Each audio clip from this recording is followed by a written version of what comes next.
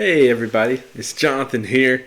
I'm really excited about the next two podcasts that are being released. I'm a little bit behind from what I'm teaching on Wednesdays, but I mentioned before part of my goal as I'm doing this podcast and youth pastor and I work full time at a funeral home. I just want to post what I'm working on Wednesday nights and Sunday nights, and just post it on the podcast. So you all can be a part of that too. You can hear these podcasts, and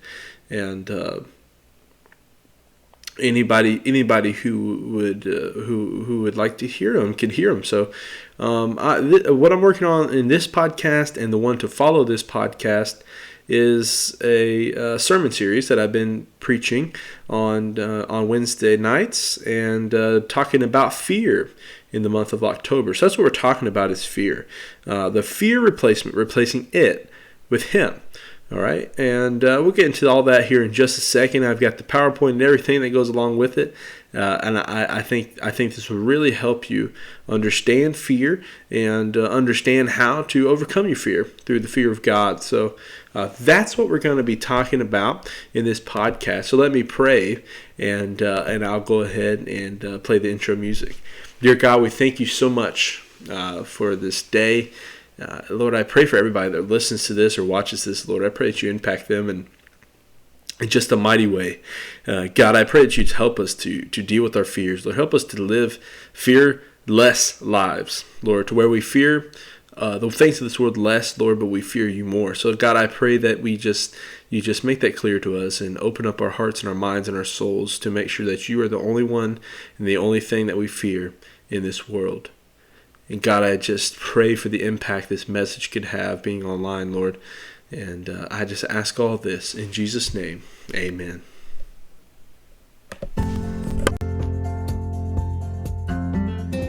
For it is by grace you are saved through faith, not of yourselves, but it is a gift of God. Ephesians 2:8.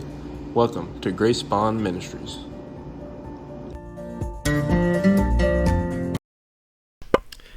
Okay, so I wanted to show you. So I've got the PowerPoint pulled up here, and I played this song. We sang this song together. The youth seem to really like it because it's such an impactful song. But Out of Hiding by Stephanie Gretzinger and Amanda Cook. So this song it's a really cool song, and it's actually a song where they act like they're talking to you from the perspective of Jesus Christ. So Jesus is talking directly to you, and he tells you to come out of hiding. You're safe here with me. It's a very powerful song, but I won't be playing it during the PowerPoint here. But you should go listen to that on Spotify or wherever it is you listen to music. I highly suggest you listen to that song if you haven't, and worship God through that song. Okay, so Come Out of Hiding by Stephanie Gretzinger. All right. So this is the theme verse for this month for the series on fear, the fear replacement. Okay, this is the theme verse. In the same way, we also, when we were children, were in slavery under the elements of the world. When the time came to completion, God sent his Son, born of a woman, born under the law, to redeem those under the law, so that we might receive adoption as sons. And because you are sons, God sent the Spirit of his Son into our hearts, crying, Abba, Father. So you are no longer a slave, but a son. And if a son, then God has made you an heir. So that's the verse. And I want you to look back at this verse here. The word elements, this phrase, elements of the world. You would be hard-pressed to tell me that an element of the world isn't fear. Because I really think that one of the elements that we are enslaved to in this world is fear. And that's why there's a song called No Longer Slaves. It says, we're no longer slaves to fear, but I am a child of God. That's based off of this passage. So that's another song I suggest that you go listen to. And I've got it at the end of this PowerPoint, and I can't play it on my PowerPoint, but you should go and listen to that song. It's such a great song, especially when you know it's based off of scripture like this verse right here. It's just such a great and impactful song. So this is the idea, though, that we once were in slavery under the elements of the world, and now we are children, sons, and daughters of God to where we can even cry out into our hearts, crying, Abba, Father. Abba, Father. Okay, so that's the theme verse for the month. And what we're talking about in this podcast, in this sermon, is fear replacement. Replace it. The things that we fear with Him, the one who we are to fear. Okay? So that's what we're talking about in this podcast. All right. Unfortunately, y'all won't get to play the game because you weren't there. We played a game called Dog Biscuit.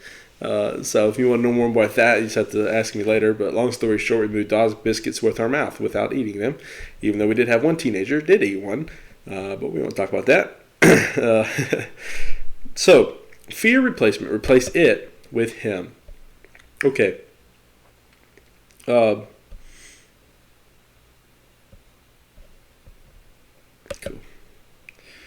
All right. So replace it with Him. So you know what the word fear means? Fear, this is the definition of fear that I have.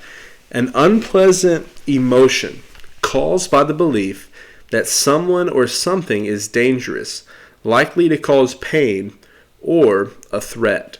So I believe it or not, I'm somebody who actually fears myself. I know, you look at me like, no, that guy don't fear anything. He works at a funeral home. What could he fear? But I have a few examples. One of them is kind of a funny example. I was with my friend Kiki when I was little, and we were walking. We were probably middle school or so, and right next to my house. And if you're listening to this, you know where I used to live in Georgia. There was a field next to my house, and on that field there's kind of this path. And we could walk that path and that sort of thing. And so Kiki and I are walking, and it's starting to get a little dark, but we're almost back around. And long story short, you go down this path, and you kind of cut this way. And when you cut this way, it kind of goes to this pond. You go around the pond, you can go back to my house. So we were almost to the pond, which was a pretty good walk. And Kiki, me and Kiki are two of those people. We get together, we cut up and laugh and have fun, all kinds of stuff. And I just remember Kiki was sitting there talking to me, and something in the forest catches his eye. So there's a forest here and the pond's here, okay? And he looks into the forest, and he just stops talking. And he goes, just like that. And the whole time he's just staring, I'm looking at him, and I'm saying, dude, what's wrong? Like, what do you see? What's going on? And he just wouldn't say anything. And so we sat there for a few more minutes or a few more seconds, and he was just looking into the forest, still wouldn't say a word. And all of a sudden, as he's looking to the forest, he just turns around and just starts running away from me as fast as he possibly could. And keep in mind, he still didn't say anything. And so I'm here, I'm looking at what he's looking at, I'm trying to see what's in the forest, I'm looking at him running, and all of a sudden I get fearful. And I say, if he's running, there's a high chance I should probably be running too. And so I ran with him. I ran, and he stopped, and I caught up with him, and he finally said, dude, what the heck were you running for? And he said, I thought I saw something in the woods.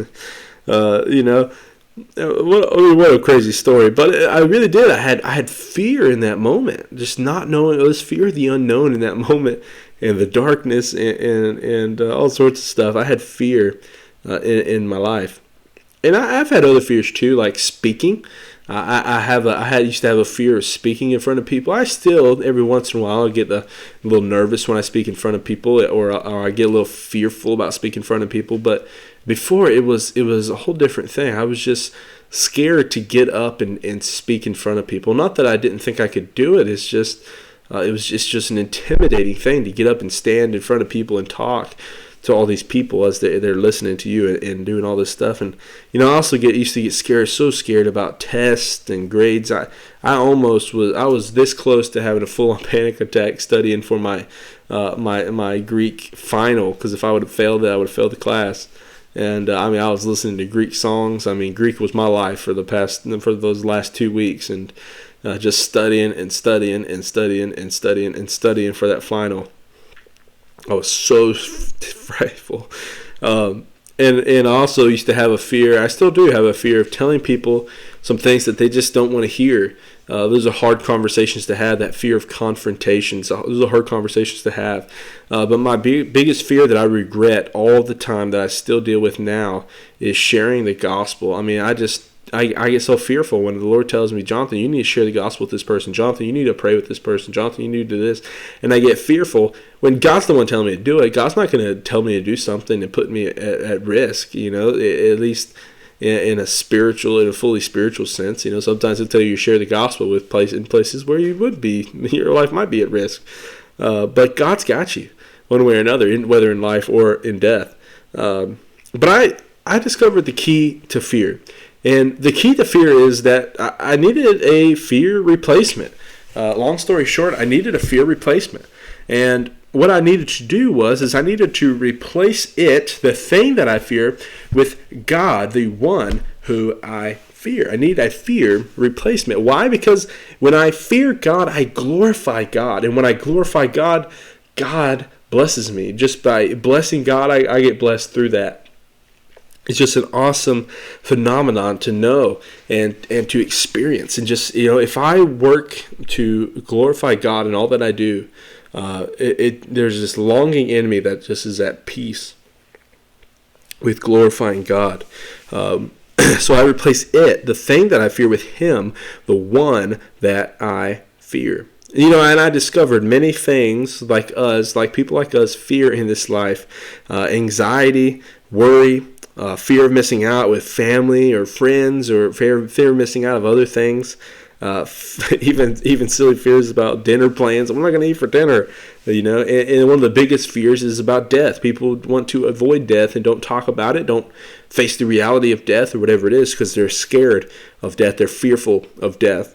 So the next couple of podcasts, I'm going to talk about, this one I'm going to talk about the foundation of that, just the fact that we need a fear replacement and what that replacement looks like. And then the next two podcasts, one of them is going to be about the worries of life. The other one is about the worry or the fear of death. All right, so those are what the two podcasts are going to be about.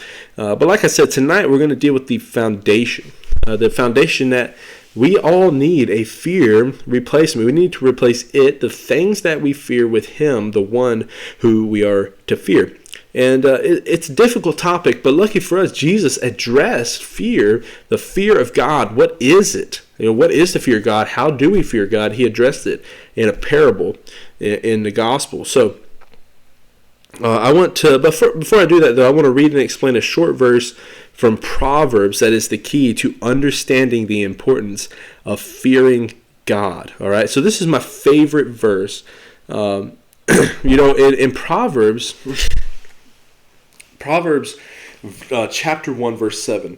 This is the verse that I'm talking about, okay? And this is my favorite verse in the whole entire Bible. When I read it, you'll know exactly why, okay? Because, you think about what chapter comes before Proverbs 1 of Proverbs? I mean, sure, the last Psalm, Psalms, Proverbs, the book of Psalms, the last Psalm in the Bible comes right before Proverbs 1. But I'm talking about in Proverbs. Proverbs chapter 1 is the first chapter, of course.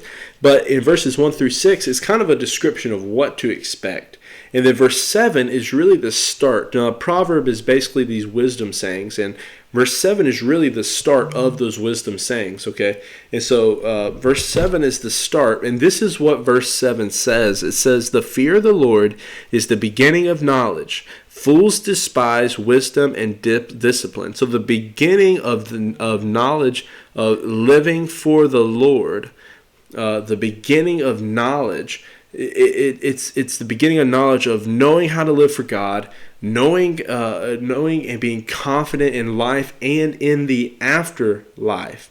Okay, so when you fear God over everything, there's nothing in the entire world can do anything to you. Fearing the Lord is something that most people have a hard time with, and I don't think it's because they don't know that they're supposed to fear the Lord. I don't think Christians are sitting around wondering, am I supposed to fear the Lord? Does the Bible say that? I don't think Christians are sitting around wondering that. But it's because they don't understand it, they're unwilling to do it, or they don't really know what it is. Okay, and that's what we're going to look at in this. And Jesus revealed it. Jesus revealed that we are to fear Him, our Father. Think back to our theme verse. It says, now we have become sons of Jesus Christ, and we can refer to God in the most intimate way by calling Him Abba, Father. Okay, so we can turn to God in this intimate way, call Him Abba Father, because we have become sons of God. Okay, so then we get to Luke chapter 15, and we get this parable where we see what the fear of God is. Okay, so Luke 15 verse 11, it says, also Jesus also said, a man had 2 sons. The younger of them said to his father, Father, give me the share of the estate I have coming to me. So he distributed the assets to them. Not many days later, the younger son gathered together all he had and traveled to a distant country where he squandered his estate in foolish living. So Jesus here, so the parable, what's going on in this parable is there's a man, he had 2 sons. One of the sons, he wants all the estate that's saved up for him, right? He wants all of it in his possession so he can go and spend it. You can already kind of see that's coming. And then verse 13, he does. He squandered his estate in foolish living, right? And that's the whole topic on its own, people who squander their entire money and their entire lives for foolish living, all right? And then in verse 14, after he had spent everything, a severe famine struck all that country, and he had nothing. Now, this is the son here. So now it's gotten even worse. He had nothing. Verse 15, then he went to work for one of the citizens of that country, who sent him into his field to feed pigs. He longed to eat his fill from the pods that the pigs were eating, but no one would give him anything. So now imagine the father, right? The father just gave his son all of this estate, and the son went and wasted every single bit of it. Now, we all know there's kind of 2 parents. There's one that says, "Oh, baby, don't do that. Don't go touch that hot stove. It'll really hurt you. It's dangerous." And then there's the other parents who just sit there as their kid walks up to the hot stove, and after they touch it, they said, "I bet you won't do that again." It's 2 different. There's just 2 different types of parents. Okay, but the father. The father probably warned the son, don't do this. Wanted the son not to do that. I mean, of course he wanted his son not to go squander all his wealth and run away and do his own thing. I mean, of course the father didn't do that. And you can see because how much the father loved him. But the father probably warned him, but the son didn't listen. And the funny thing is that the father had power over the son in this instance. And then the son came to his senses, and he said in verse 17, when he came to his senses, he said, how many of my father's hired workers have more than enough food? And here I am dying of hunger. I'll get up, go to my father, and say to him, Father, I have sinned against heaven and in your sight. I'm no longer worthy to be called your son. Make me like one of your hired workers. So he didn't do this before, okay? So the son has really come to his senses and changed his mind. Didn't do this before. But you can tell here, and this is what I'm getting at, that he's afraid of his father. Now, granted, remember, like I just said, the father had power over the son. So he was afraid of his father. Now, this is the first part, and this is the most controversial part of fearing God, at least with my beliefs, is because I think it's just so clear in the scriptures, in the Old Testament especially, in Revelation too, but I think the Bible's pretty clear that when we fear God, it's not just like a, wow, God is so awesome. I've just got so much reverence for him. No, it's you look at that Old Testament, it says they were trembling in fear. And in Philippians, he says, work out your salvation with fear and trembling. There is a literal sense of fearing God. It's actually a trembling fear. Now, I've seen many people, though, they stop here and they really push this and they try to put fear in people's lives and they use all these fear tactics to try and get people to believe these things or whatever. And I think that's what that apologist did that I'm going to talk about here in another podcast. But it's actually a trembling fear, but this is only the first part. Now, I just came from a church in another town where the church was super legalistic. And so the pastor, he would use fear to try to get people to come to church, to give money to missions or whatever. And it was always for good things, like coming to church or giving money to missions. But he used fear to let that happen. He tried to put fear into people's lives, whether that was fear to him or it was fear, or it was this false fear to God or even something else sometimes. But it's actually this trembling fear. But this is only the first part. There's also a second part to the fear of God. So let's read the second part. Verse 20. So he got up, went to his father. And this is Luke 15 if you need that chapter again. But Luke 15, verse 20. So he got up, went to his father. But while the son was still a long way off, his father saw him and was filled with compassion. He ran, threw his arms around his neck, and kissed him. The son said to him, Father, I have sinned against heaven and in your sight. I'm no longer worthy to be called your son. But the father told his servants, Quick, bring out the best robe and put it on him, and put a ring on his finger and sandals on his feet. Then bring the fattened calf and slaughter it, and let's celebrate with the feast, because the son of mine was dead and is alive again. He was lost and is found. So they began to celebrate. Now his older son was in the field. As he came near the house, he heard music and dancing. So he summoned one of the servants, questioning what these things meant. Your brother is here, he told him, and your father has slaughtered the fattened calf because he has him back safe and sound. Then he became angry and didn't want to go in. So his father came out and pleaded with him. But he replied to his father, Look, I have been slaving many years for you, and I have never disobeyed your orders, yet you never gave me a goat so that I could celebrate with my friends.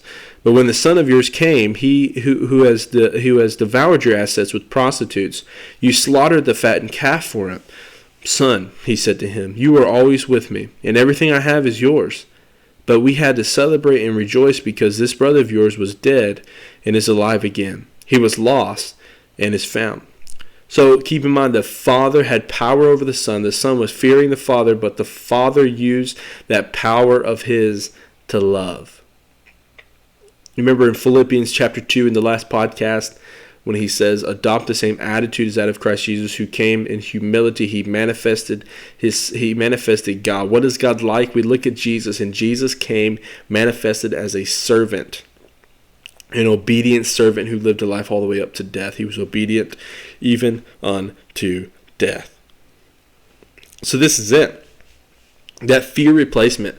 We take that fear. So it's a literal trembling fear, but then we realize that God's the only one on our side. We replace it, the thing that we fear, with Him, the one who we are to fear. We take the God who can take life or give life, who can make or destroy the whole world with just His words, His speaking it into existence, that He can do whatever He pleases, that the God who has complete control. We fall to His feet in humility and fear, but then we realize that the one, Him, who we are to truly fear, loves us so much and is always waiting for us with open arms, just like a loving father would. God protects us, God guides us, God directs us, and if we fear Him, He will be glorified, and our lives are that peace and joy that surpasses all understanding will just come to life in our lives if we fear Him. And Andy Mineo, one of my favorite rappers, he said in You Can't Stop Me, it's a very powerful rap song, and it really will motivate you to fight against the devil and his schemes. But he says, the only thing I fear is God, and He is on my side. So maybe you have fears about the past, some things that have happened, and you can't let them go, and they just kind of bring this fear into the present for you. But maybe there's something in the present right now you're dealing with, and the fear is just tremendous. Or maybe there's sin that you're dealing with, because part of fearing God is also living righteously. If you're not living righteously, then you're not fearing God like you should. Or maybe it's something about the future. Maybe it's your career plans or a situation you know that's coming, or maybe it's death. Here's what I'm encouraging you to do, and here's what we're going to talk about in the next 2 sermons as well, is replace those fears. Replace it, the thing that you fear, with Him, the one who we are to fear. And the beginning of that is recognizing our fears. We have to know what our fears are. Now imagine how much God would be glorified if we just gave up our fears and we worshiped and honored Him and we feared God over anything else. Here's what I suggest you do tonight, or whenever you're listening to this. I suggest you get out a piece of paper, write down every fear that you have, had, or even maybe expect that you'll have. and give those fears to God, for He cares for you. If we all did that, if we all just gave up, a lot of times we get scared or fearful when it's time to share the gospel with somebody. But if we gave up that fear of sharing the gospel, I wonder how many people would get saved. Or if we gave up our fear and anxiety and worry, I wonder how much more peaceful our lives would be, and how that peace would transfer into those around us as we all just learn how to live in peace by not fearing with anxiety or worry. Or what if we decided that every Christian decided that we're going to fear God over the government? That would mean the government would have no control over us. No matter what would happen, the government had no control. It's only about what does God want us to do, not what the government's forcing us to do. So we replace it with Him, and I wonder what would happen. I wonder how much more glory God would get, because the fear of the Lord is the beginning of knowledge.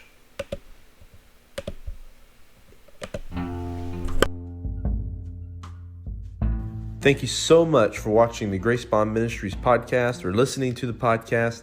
I know there's various ways that you could be listening to this right now or watching this right now, but I just want to say thank you so much. And if you would, wherever you're listening, if you're listening on YouTube, subscribe to the YouTube channel.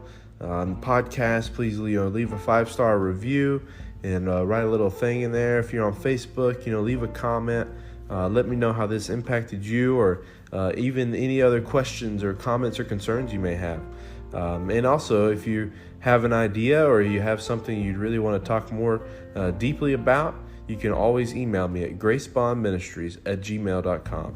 But thank you so much. Remember, for it is by grace you are saved through faith, and not of yourselves, for it is the gift of God.